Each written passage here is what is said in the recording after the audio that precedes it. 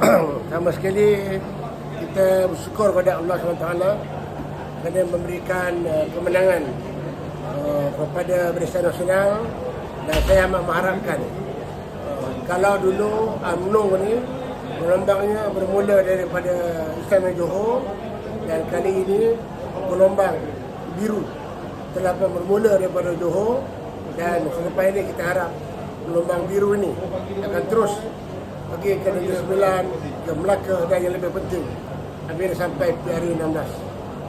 Sebab saya lihat hanya Barisan Nasional yang boleh menyatu padukan parti-parti politik di dalam negara kita. Itu terbukti. Waktu Barisan Nasional pemerintah, kita ada 14 parti-parti yang termasuk Sabah Sarawak bersama-sama dengan Barisan Nasional. Jadi apabila Barisan Nasional kalah 2018, kita hanya tinggal 4 parti. Jadi sebab itu gelombang biru Barisan Nasional ini mesti kita mulakan, dan alhamdulillah bermula di Johor, dan insya-Allah Barisan Nasional akan kembali sebagai satu parti yang boleh menyatu semula parti-parti dalam negara kita ini.